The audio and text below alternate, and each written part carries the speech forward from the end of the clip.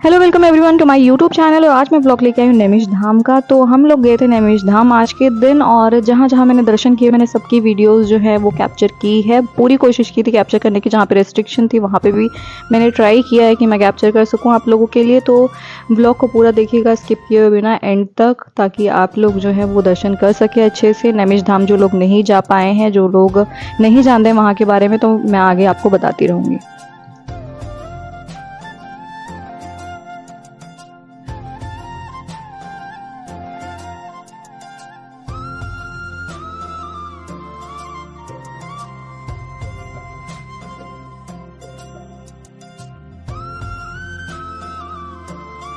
तो हम लोग नैमिष धाम जा रहे थे। बहुत सारे लोग आते हैं, बहुत दूर दूर से लोग आते हैं, ट्रैवल करके लोग आते हैं यहाँ पे नैमिष धाम सारे दर्शन करने। और बहुत ही प्रसिद्ध मंदिर है यहाँ पे माता का शक्तिपीठ भी है। तो सबसे पहले हम लोग गए थे माता ललिता देवी मंदिर, जहाँ पे माता ने अपना माता का हृदय गिरा था।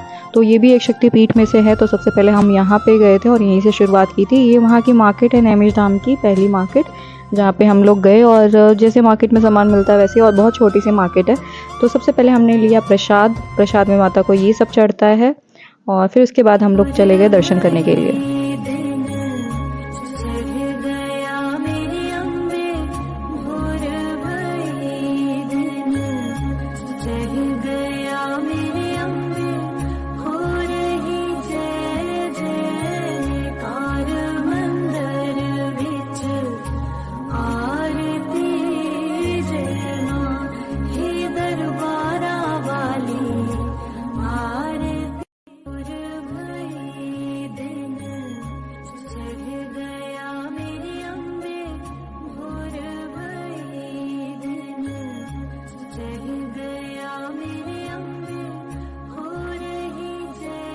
माता ललिता देवी का मंदिर जो कि एक शक्तिपीठ है, और यहाँ पे दर्शन हम कर तो लिए थे अच्छे से, बट मैं थोड़ा सा कैप्चर कर पाई क्योंकि यहाँ पे प्रोहिबिटेड था कैमरा यूज़ करना।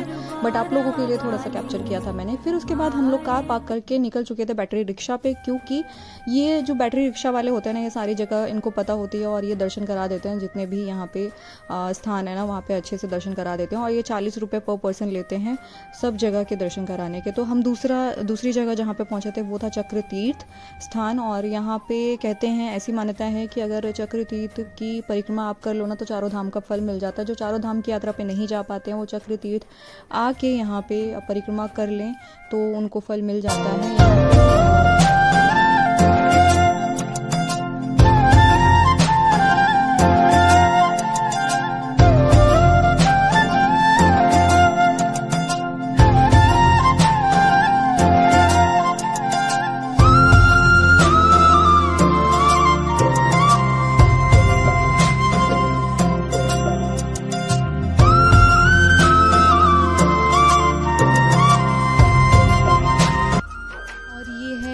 गोमती नदी, और ये है चक्र तीर्थ जहाँ पे ब्रह्मा जी का चक्र गिरा था, और ये गोमती नदी के तट पे स्थित है।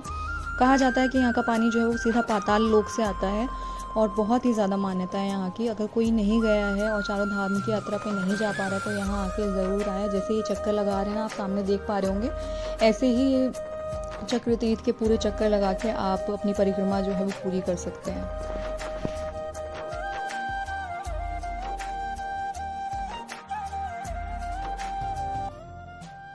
कुछ ऐसा दिखता है चक्र तीर्थ स्थल। बहुत ही ज़्यादा मान्यता है स्थल की, बहुत ही पुराना स्थल है ये और पवित्र स्थल है ये काफ़ी। और इसके बाद हम लोग यहाँ के दर्शन करने के बाद हम लोग निकल चुके थे व्यास गद्दी की ओर। वो भी काफ़ी पुराना पूजा का स्थल है। तो हम लोग फिर से बैटरी रिक्शा पे बैठ के जाने वाले थे वहाँ। तो आपको दर्शन कराती हूँ मैं व्यास गद्दी के। तो अब हम लोग तीसरे स्थान पे पहुंच चुके थे दर्शन करने के लिए नैमिषारण्य में, जो कि है व्यास गद्दी। और यहाँ की जो मान्यता है वो बहुत ज़्यादा है। आप सामने गजानन जी का मंदिर भी देखेंगे, और इससे ऊपर चढ़ के आप लेफ्ट हैंड साइड पे तपोस्थली देखेंगे, और उससे थोड़ा सा ऊपर चढ़ के आप मुख्य मंदिर यहाँ पे व्यास गद्दी का दर्शन भी कर पाएंगे। तो ऐसी मान्यता है कि विष्णु पुराण के अनुसार बहुत ही पवित्र स्थान है ये। और नैमिषारण्य में मार्कंडेय पुराण में इसका कई बार उल्लेख किया गया है। इसका उल्लेख 88,000 तपस्थलियों के रूप में किया गया है। ये वही स्थान है जहाँ 88,000 ऋषियों को श्री वेद व्यास जी के शिष्य ने सूत महाराज ने महाभारत तथा पुराणों की कथा सुनाई थी। ये भी मान्यता है कि जब ब्रह्मा जी धरती पर मानव जीवन की सृष्टि करना चाहते थे, तब ये उत्तरदायित्व जो है उन्होंने इस धरती के प्रथम युगल जोड़ी मनु तथा शत्रुपा को सौंप दिया था। तो उन्होंने 23,000 वर्षों तक यहाँ पर तपस्या की थी। इसके बाद हम चौथे मंदिर में दर्शन करने के लिए पहुंचे थे, जो कि हनुमानगढ़ी है। और हाँ, ये अयोध्या वाला हनुमानगढ़ी नहीं है, यहाँ पे नैमिषारण्य में भी हनुमानगढ़ी है। तो ये कुछ स्टेयर्स हैं जो हमें चढ़ के जानी पड़ती है हनुमान जी के दर्शन करने के लिए। और बहुत ही सुंदर प्रतिमा है उनकी यहाँ पे, और सिया राम लक्ष्मण की भी बहुत ही सुंदर प्रतिमा है। तो अंदर चल के आपको मैं दिखाऊंगी, जितना कैप्चर कर पाई थी, जितना मुझे अलाउ था मैं उतना कर पाई, और आप लोगों को मैं दिखाऊंगी। यहाँ पे मैं बता दूं आपको कि भंडारे का आयोजन भी किया जाता है, जहाँ पे आपको बिना कुछ दिए आप खाना खा सकते हो। आप अपनी इच्छा से जो भी दान पुण्य करना चाहते हो वो आप कर सकते हो, और आप यहाँ का भंडारे का प्रसाद ग्रहण कर सकते हो। इसके बाद हम लोग दर्शन करने के लिए निकल चुके थे हनुमानगढ़ी के, और ऊपर चढ़े। और यहाँ पे हमने सबसे पहले जो दर्शन किए हैं वो हैं सिया राम के, क्योंकि बहुत ही सुंदर प्रतिमा लग रही थी। तो सबसे पहले मैं उन्हीं के पास गई हूँ, और ये रही सिया राम लक्ष्मण की प्रतिमा, बहुत ही सुंदर थी। और यहाँ मुझे थोड़ा सा कैप्चर करने दिया था, और सामने जो हनुमान जी का मंदिर है उसमें नहीं अलाउ था, तो मैं नहीं कर पाई पूरा। और फिर उसके बाद हमने यहाँ पे जो परिक्रमा है वो की, और यहाँ पे सिद्धि पीठ है जहाँ पे कहा जाता है कि जो भी मान्यता आप मानते हो ज़रूर पूरी होती है। तो हमने यहाँ पे धागा भी बांधा था, और फिर उसके बाद हमने यहाँ की परिक्रमा की है।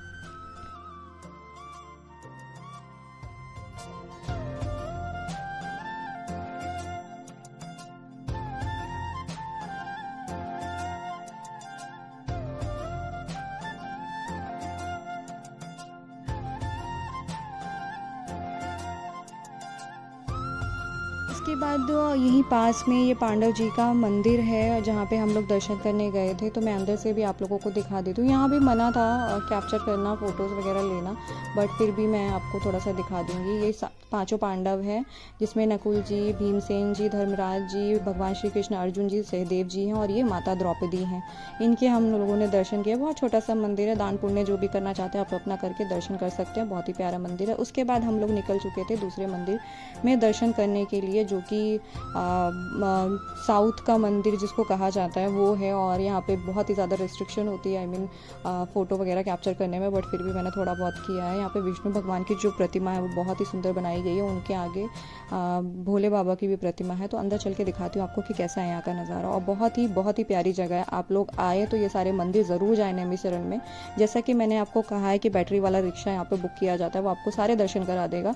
40 रुपये पर पर्सन लेगा, आप चाहें तो उससे बार्गेन भी कर सकते हैं। वैसे ज़्यादा नहीं मांगते हो, 40 रुपये ज़्यादा नहीं है।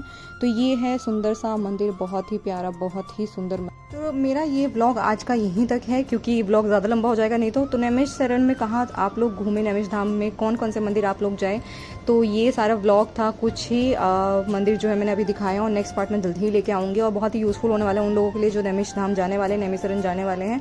बहुत ही यूज़फुल है कि कौन कौन से मंदिर आपको विजिट करने चाहिए, जो मेन प्रमुख मंदिर हैं वहाँ के, वहाँ पे कहाँ कहाँ जाना चाहिए और कैसे जाना चाहिए। तो मैंने इस व्लॉग में कवर किया है, और नेक्स्ट पार्ट में जल्दी लेके आऊँगी। तब तक के लिए बाय। मेरे चैनल को सब्सक्राइब करना ना भूलें, और नोटिफिकेशन बेल को ऑन रखें, ताकि आपको नोटिफिकेशन मिलते रहे जब भी मेरा नया व्लॉग है, जब भी मेरे नए शॉर्ट्स